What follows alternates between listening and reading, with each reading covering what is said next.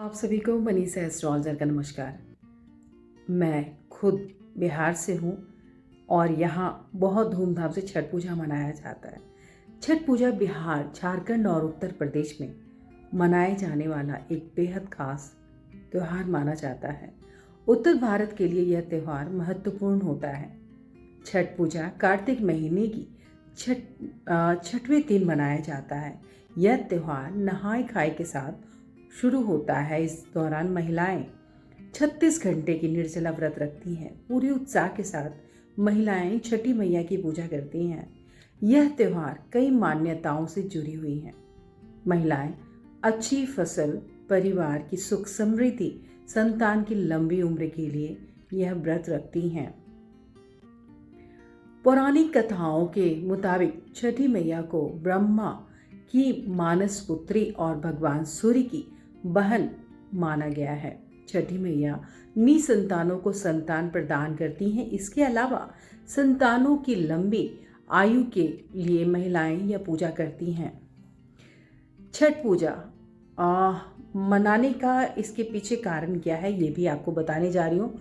पुरानी कथाओं के मुताबिक भगवान श्री कृष्ण ने उत्तरा को यह व्रत रखने और पूजा करने की सलाह दी थी। दरअसल महाभारत के युद्ध के बाद अभिमन्यु की पत्नी उत्तरा के गर्भ में पल रहे बच्चे का वध कर दिया गया था।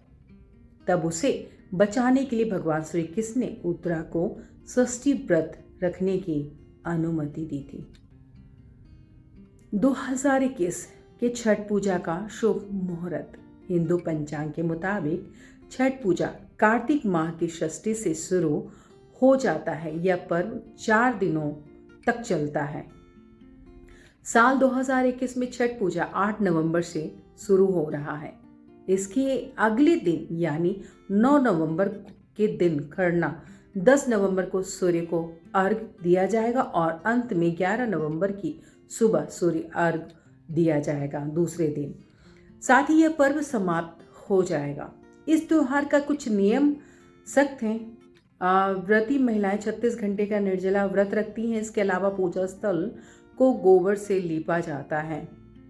नहाय खाए 4 दिनों तक चलने वाले इस त्योहार का पहला दिन, जैसा कि हमने अभी आपको बताया था, नहाय खाए व्रत रखने वाली महिलाएं इस दिन चने की दाल की सब्जी, चने की सब्जी, कुछ लोग कद्दू भात भी कहते हैं।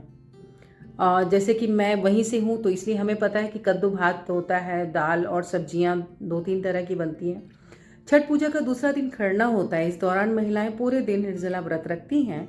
शाम के वक्त गुड़ से बनी खीर खाई जाती हैं। यह खीर मिट्टी के चूल्हे पर बनाया जाता है। सूर्य को अर्घ्य देने के बाद ही व्रत रखने वाली महिलाएं प्रसाद ग्रहण करती हैं।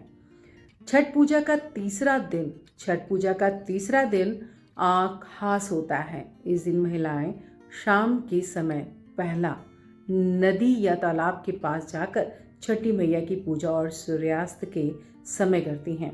भगवान सूर्य को अर्घ्य देती हैं। पहला छठ पूजा का अंतिम दिन भी अर्घ्य दिया जाता है। निकलते सूरज को छठ पूजा के चौथे दिन महिलाएं सुबह के समय नदी या तालाब के पास जाती हैं और पानी में उतरकर भगवान सूर्य को अर्घ्य देती हैं। अर्घ्य देने के बाद व्रती महिलाएं 7 या 11 बार अपने स्थान पर परिक्रमा करती हैं। इसके बाद एक दूसरे को प्रसाद देकर अपना व्रत खोलती हैं। आजकल कोरोना को लेकर हर एक व्यक्ति अपनी फैमिली के साथ अपने स्वास्थ्य को ध्यान में रखते हुए घर में किसी तरह का एक छोटा सा तालाब या अगर आपके घर में स्विमिंग पूल है तो उसमें भी आप अर्घ्य दे सकते हैं। अर्थात अपने परिवार की सुरक्षा की पूरी जिम्मेदारी आपके हाथ में है। तो छठ पूजा में पूरी कोशिश करें कि अपने घर तक ही सीमित रहें और ज़्यादा भीड़ भाड़ इलाकों में ना जाएं। और कोरोना को लेकर थोड़ा सा अभी भी इस तरह की चीज़ें चल रही हैं कि थोड़ा सा लापरवाही बरतने से हो सकता है बीमारी फैल सकती है। तो आप सभी को मेरी ओर से, मैं मनीषा एस्ट्रोलॉजर की तरफ से आप सभी को छठ पूजा की बहुत सारी शुभकामनाएं। आप सभी के लिए छठ मैया की हमेशा आप लोगों पे कृपा बनी रहे। आप सभी का बहुत बहुत धन्यवाद। नमस्कार।